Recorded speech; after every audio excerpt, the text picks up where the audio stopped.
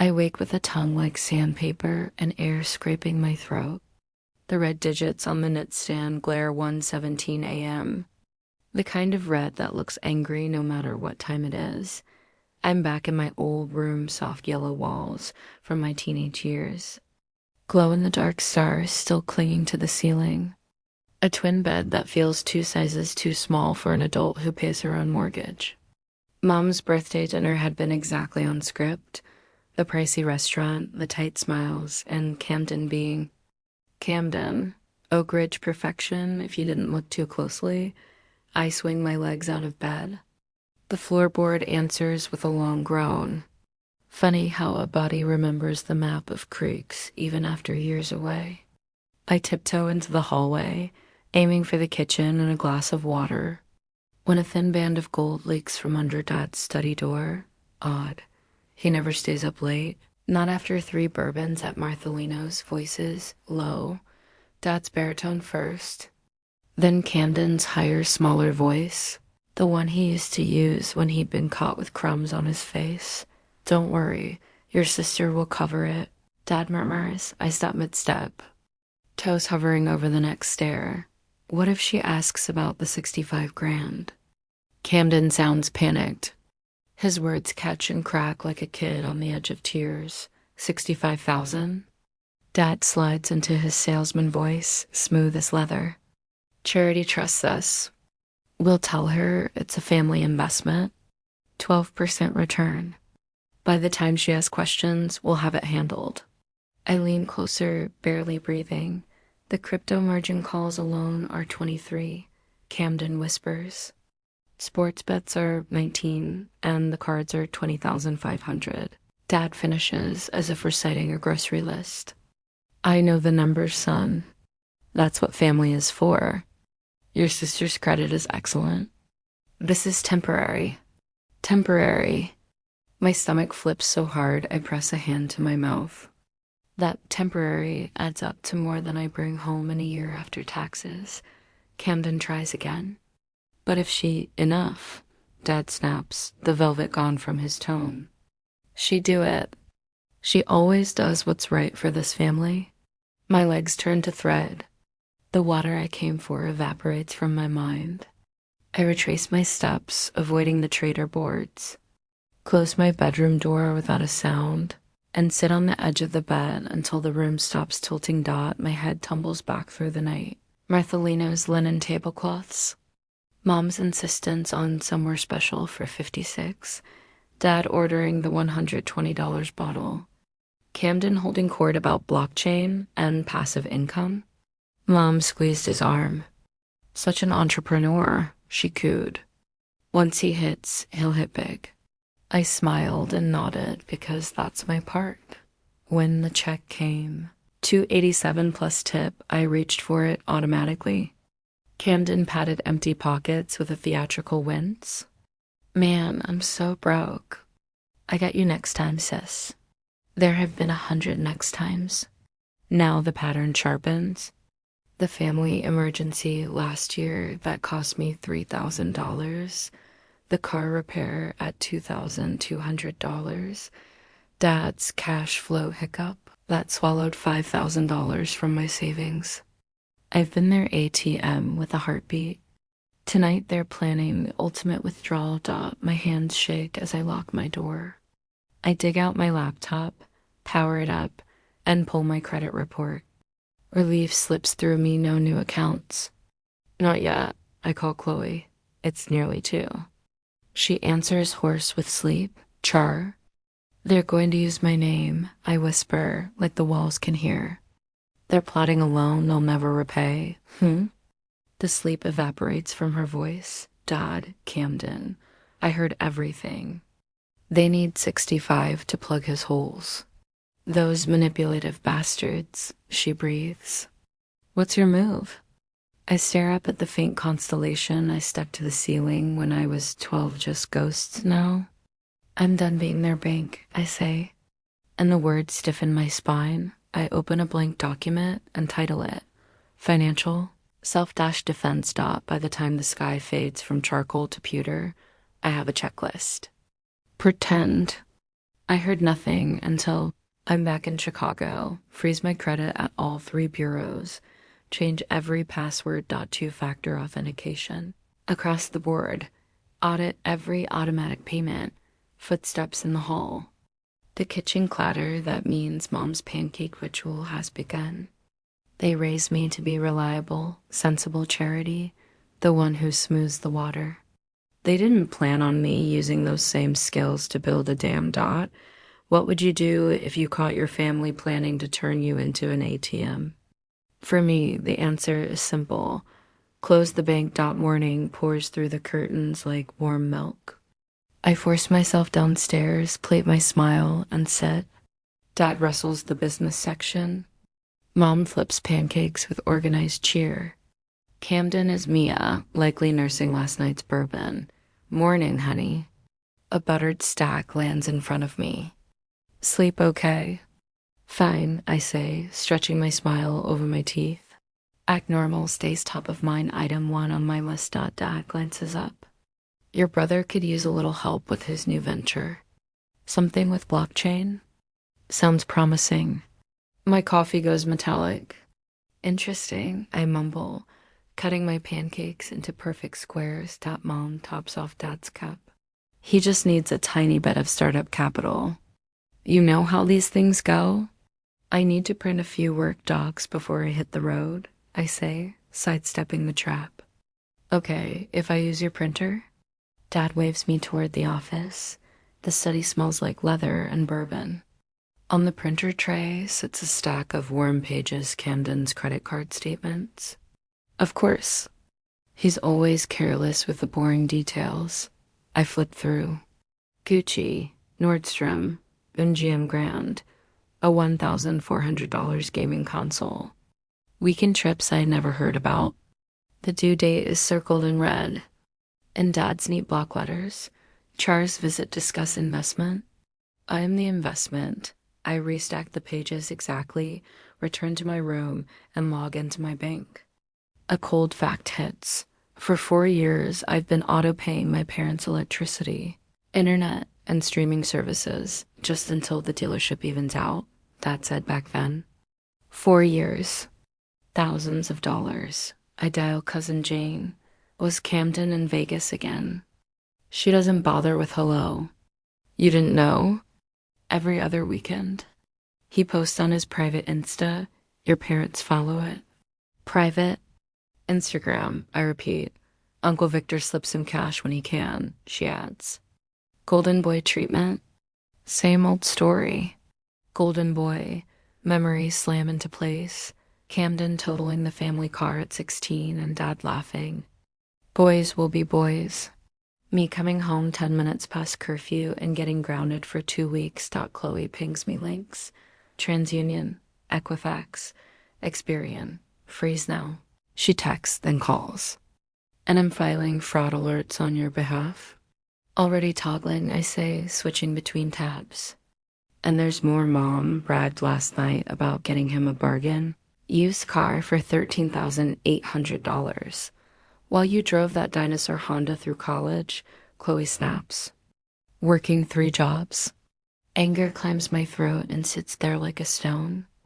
Camden called my job boring when I chose stability. He called his schemes passive income while actively draining everyone around him. A soft knock. Mom slips in with towels. Everything okay, sweetheart? You seem tense. I apply a fresh smile. Just work. She pats my hand. You work too hard. Not like your brother, he knows how to enjoy life. The irony is so sharp I could slice bread with it. When she leaves, I stare at the spreadsheets of my life, the emergency fund built by packing lunch while coworkers ordered out, the condo down payment carved from skipped vacations, the 812 credit score polished by paying on time and saying no. To them, none of it is achievement. It's inventory. I close the laptop. Something solid forms in my chest. Where does helping end and enabling begin? For me, the line was drawn at 1:17 a.m. when I heard my father promise, "Don't worry. Your sister will cover it." 2 days later, I'm cross-legged on my Chicago bed with a shoebox of old photos beside my laptop. The screen wakes. I don't. The pictures do that for me. There I am at 15, grinning around a cheap plastic spelling bee trophy. The high Met smile, night studying till 2 a.m. while Camden's video game soundtrack rattled our shared wall. Mom framed the photo and tucked it in the spare room. Camden's participation ribbons. Front row on the living room mantel. Second place is great, Dad had said, eyes already on the next hill. Maybe next year you'll get first. I flipped to another snapshot, Camden beaming in his NBA-famed bedroom. Makeover, a 55-inch TV, and a custom Lakers bedspread. That same month, Mom and I arranged thrift store furniture in my room. Girls don't need fancy, she'd said. Camden needs motivation. The email pings I've been waiting for roll in. Freeze confirmed TransUnion, Equifax, Experian. Step 1, locked. I set a timer for 7 minutes, the window before my planned video call with my parents. My heart hammers a fast, insistent rhythm. I've rehearsed what to say. Still, my chest feels too small. I think about the DC field trip in 10th grade. While classmates waved permission slips and $480 checks, I cobbled together the fee with grocery shifts, babysitting, and mowing lawns in July heat. When I handed the cash to my history teacher, he blinked. Most parents just pay. That trip showed me I could build my own door if none opened. During senior year, Dad delivered the college talk. We've been saving for Camden's IT degree. You're resourceful. Charity, you'll figure it out. I did partial scholarship.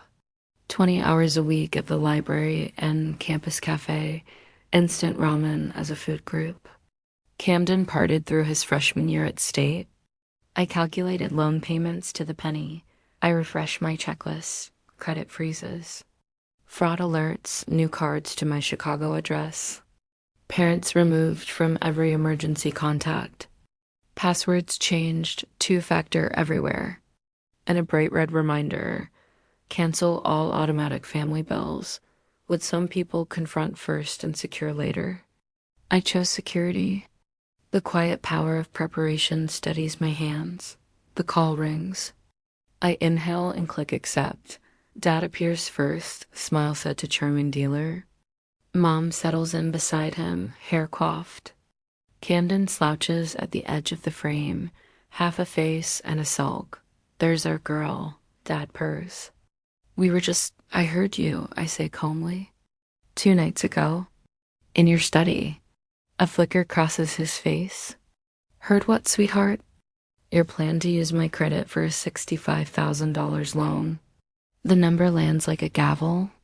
Confusion, shock, calculation, his expressions shuffle in seconds. You misunderstood, he tries. We were discussing a family investment. It would benefit, stop. The word slices clean. I heard the crypto margin calls for 23. Sports bets for 19. Credit cards for 20,500. Mom's eyes brim instantly. Charity? Family helps family. We raised you to be responsible. You did, I say, meeting her gaze. Which is why I'm being responsible with my money and my boundaries. No cosigning. No loans. No transfers. Camden leans into the frame, cheeks flushing. You've always been selfish.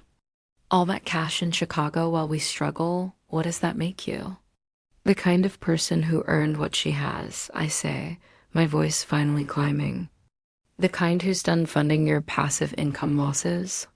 Dad straightens, voice dropping into command mode. Now listen, no, I say, firm and even. You listen.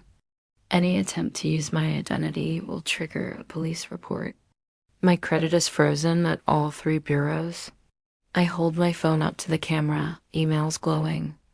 And I've canceled the automatic payments I set up 4 years ago, electricity, internet, streaming. You have 2 weeks to arrange your own payments. Mom gasps. You'd let our electricity be shut off. 2 weeks is generous, I reply. Far more generous than planning to open debt in my name at 1 in the morning. We weren't stealing, Camden snaps. We were borrowing. Borrowing requires intent to repay, I say. I saw the statements you left in the printer, designer shopping, and Vegas while I pay your utilities. It ends today. Dad's mask slips. His face hardens. After everything we sacrificed for you, what sacrifices? Heat climbs my chest. My thrift store furniture while he got a custom bedroom. My 3 jobs to get to DC while you handed him spending money. Telling me you couldn't help with college because you were saving for his degree. Mom covers her face. Camden storms off. Only Dad remains, searching my face like I've morphed into a stranger. We're your family, he says finally, voice low. You don't turn your back on family. I'm not turning, I answer. I'm standing. You taught me responsibility. I'm applying it to my life. He stabs the disconnect. My phone erupts texts from Camden that pivot from pleading to venom in minutes. I mute the thread and close the laptop. The silence in my room doesn't feel empty. It feels in between space, opening up between who I was and who I'm becoming.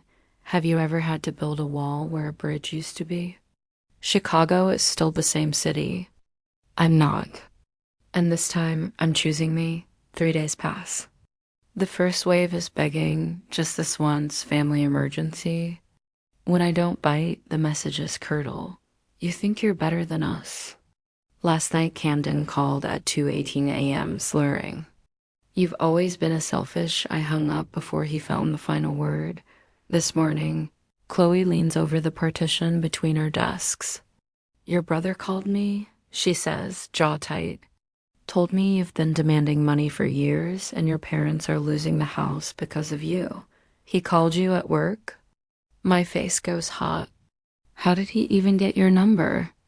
I remember Mom at Christmas organizing her contacts. Of course, the campaign escalates. Dad phones my division manager to express concerns about my mental health. Mom posts vague Facebook laments about ungrateful children.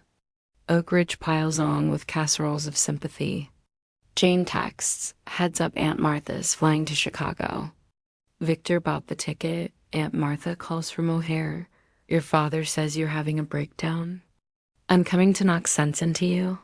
I'm not home, I lie, watching a pigeon hop onto my balcony rail.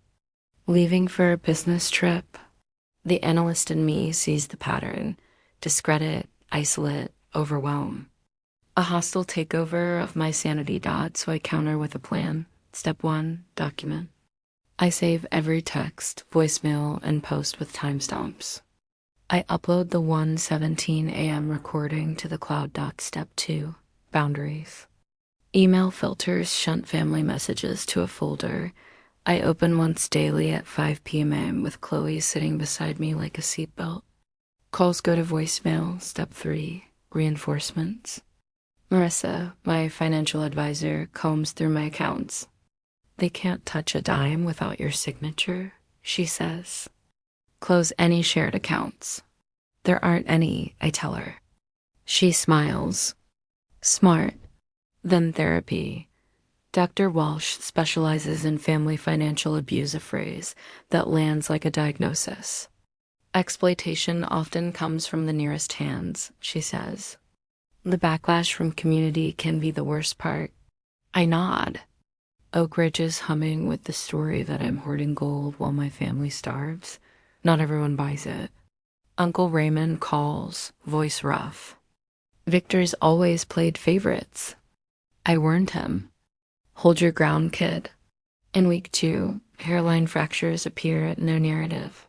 Jane reports Camden working mornings at the gas station and nights at the pizza place. My parents cancel their anniversary cruise. A woman texts from an unknown number, Becky Miller, Camden's high school girlfriend.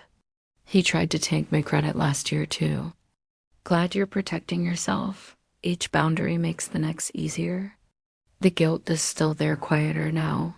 like a radio in another room I don't have to listen to. That night, I blocked Camden's newest number. I sleep for 7 hours straight, for the first time since this began. I wake feeling like I'm not just surviving, I'm winning. The phone rings again that Sunday afternoon. And this time, it's Pastor Williams, his tone oozing the kind of syrupy concern that makes my teeth ache. Charity. He begins softly. Your parents are worried about your spiritual welfare. Family is God's greatest blessing. You shouldn't let money drive you apart. I close my eyes and count to 10, tracing invisible circles on the countertop. Pastor, did my father also mention the part where they plan to commit identity theft in my name? Or just the ungrateful daughter version? A pause long enough to measure a heartbeat. Well, your father simply said there were financial misunderstandings. Would that be the $23,000 crypto losses, the $19,000 in sports bets, or the $20,500 in credit card debt? My voice is calm, clinical silence again. Then I mumbled, perhaps I should speak with him further. Perhaps you should, I say, and hang up. That makes manipulation attempt number 14 on my spreadsheet. I log it beside the others. First came the daily guilt calls, then the vague Facebook posts, and now they're recruiting the clergy. It would almost be impressive if it weren't so exhausting. The building intercom buzzes. Who's Carter? It's Frank, the doorman. Your brother's downstairs. Says it's a family emergency. My stomach knots. Please tell him I'm unavailable. If he refuses to leave, call security. Yes, ma'am. I'm still trembling when the next email notification slides across my screen. From Dad, subject, legal action for family support. Attached, a PDF letter threatening to sue me under filial responsibility laws. It's amateurishly formatted. Half-bolded text and legal jargon pulled from Google. But the message is clear. Obey or be punished. My phone vibrates again, Mom's number. Against every instinct, I play the voicemail. Charity, honey. Her voice trembles with rehearsed sorrow. They're shutting off our electricity tomorrow. It's freezing here. Your father says it's your fault because you canceled the payments. We raised you better than this? A single sob, click. I stand at the window, 16 stories up, watching people hurry across the Chicago streets below. They have no idea how betrayal sounds when it's whispered through love. It's quiet, calculated, chilling. Then the doorbell, my private one. Through the peephole, Camden sways in the hallway, jaw tight, eyes bloodshot. He pounds on the door. I know you're in there. You can't hide forever. I flatten my back against the wall, forcing my breath steady. I've called security, Camden. Leave now. After everything we've done for you. His words slur. He's been drinking. One loan, that's all we needed. The elevator dings. 2 security guards step out, their voices firm. Sir, you need to leave immediately. Camden curses under his breath, but lets himself be escorted away. When the door finally shuts, I slide to the floor, knees pulled to my chest. It's a posture I haven't taken since childhood, back when hiding from Camden's tantrums was the safest option. But I'm not that scared little girl anymore, and I'm done hiding. The next morning, I walk into Sarah Klein's downtown office, leather portfolio clutched like a shield. Inside, printed emails, text screenshots, transcribed voicemails, and the recording from that night. Sarah adjusts her glasses and flips through the evidence. They're escalating, she says. Showing up at your building, contacting your workplace, that's harassment. I want to cease and desist, I tell her. And I want the recording included. She looks up, eyebrows raised. That's nuclear charity. Once it's out, there's no going back. They left me no choice, I reply evenly. I've tried silence, reason, distance. None of it worked. They're destroying my name back home.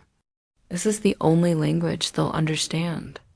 2 days later, the certified letters go out, one to each parent, one to Camden, each stamped, dated, and signed for. Inside the envelope, a comprehensive timeline of financial manipulation, a legal warning against further harassment, an AUSB drive containing the late-night recording. The fallout is immediate. The phone rings before noon. "How dare you?" Kat's voice explodes through the speaker. "After everything we've done for you, we gave you everything." "You gave Camden everything," I answer quietly. "You taught me to work for what I wanted, and now I'm protecting what I've built. We're your family." He shouts, "Family doesn't plan identity theft between drinks," I reply. "You're angry I won't be your bailout." That's not betrayal, that's boundaries. His breathing shifts, slow and furious. "You don't understand." "I understand perfectly," I say and hang up. Minutes later, Mom calls. Her tone is sharp enough to cut glass. "Why should you have more than your brother? What makes you so special?" For a heartbeat, I can't speak. Then it lands, the truth I'd been circling for months. It was never about helping Camden. It was about punishing me for doing better. "I'm not special," I say. "I just worked harder and I made different choices." The next day, Uncle Raymond calls. His voice is rough but amused. Victor looked like he'd seen a ghost at church. "That recording, well, let's just say people finally believe you." "About time," I murmur. He chuckles. "Jane says Aunt Martha tried to defend Camden at the potluck. Got so flustered she dropped her Jell-O mold." I can't help but laugh. The sound feels foreign in my mouth, but lighter somehow. 2 weeks later, the updates start trickling in. Camden's credit collapses. Every card closed. His loan application's denied. Dad cashes out part of his retirement fund, early withdrawal penalties and all. The family home, once debt-free, now carries a brand new mortgage. Their empire of entitlement finally cost them something. Meanwhile, my accounts are untouched. My savings solid. My credit perfect. My boundaries still. One final email arrives from Camden. No accusations. No demands. Just 12 simple sentences that begin with "You were right" and end with "I'm sorry." I don't answer. Some lessons only land when the silence stretches long enough to echo. Standing by my window, Chicago glowing below me, I think about all the years I tried to earn their approval. Would they ever have learned if I hadn't drawn the line? No, they'd have kept pulling, taking, draining. Because people who see you as a resource never stop until you stop them. And I finally have. The Colorado mountains rise outside my new apartment like watchful sentinels, peaks dusted in late spring snow. It's been 8 months since I left Illinois, and the distance feels wider than miles. It feels like another lifetime. My real estate agent called yesterday with the closing figures from my Chicago condo. "Your sale cleared for $383,400, she said cheerfully. "After the mortgage and costs, you're netting just over $28,000. $28,000 that belongs entirely to me.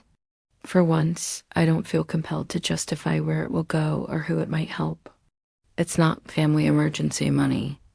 It's mine. My phone buzzes with a message from Valerie, one of the women I met in the support group for adult children of toxic families. It's still on for hiking tomorrow. Forecast looks perfect. I smile, thumbs tapping a reply. Wouldn't miss it. Need to break in my new boots. These people, Valerie, Aaron, Josh, are my real family now. They give freely, without expecting repayment. They celebrate my wins without twisting them into obligations. It's a language I didn't even know existed until now. Every Tuesday evening, I still meet with Dr. Winters, my therapist in Denver. At our last session, she asked, "Do you still check your credit every day?" I smiled. "Weekly now." Her eyes softened. "That's progress, Charity." "And the nightmares?" "Gone," I said honestly. though I keep all my documents in a fireproof safe. Some habits are survival, she replied. The question is whether they're driven by fear or by wisdom. That line stuck with me. These days, every decision passes through that filter. Am I saying no because I'm afraid, or because it's the right boundary?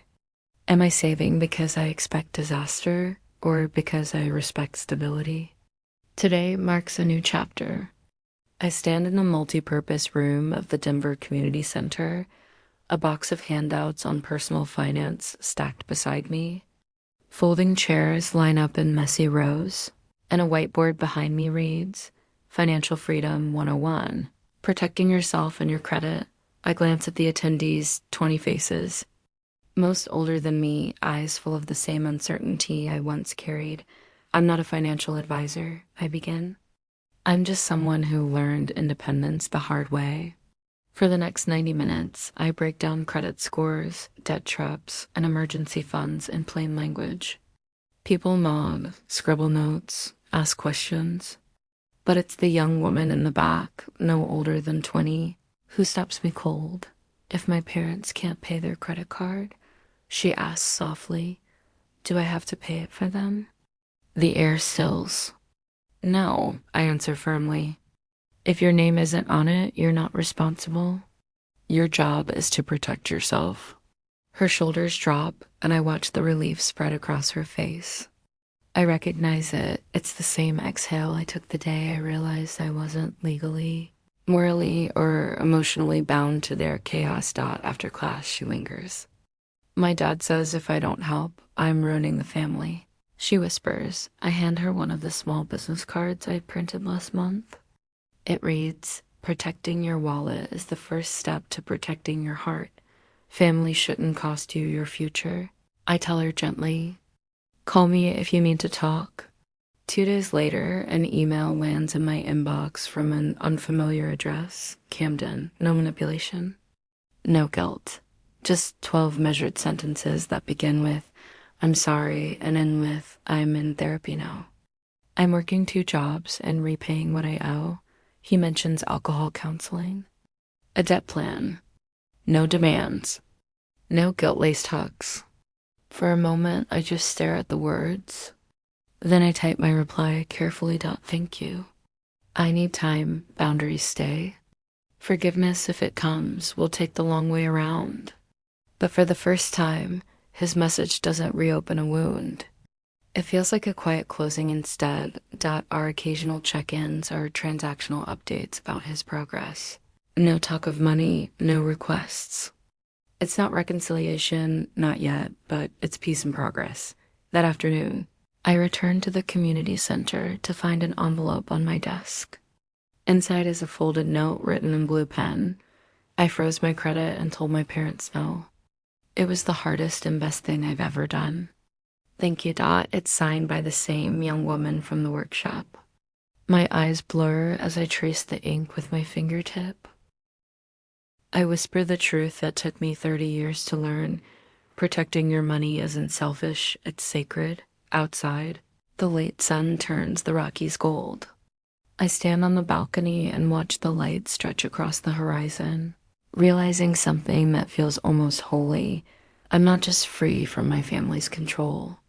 I'm free to become the woman I was always meant to be, the version of me who doesn't apologize for boundaries, the version who teaches others that saying no can be the most generous act of self-preservation, the version who no longer mistakes obligation for love.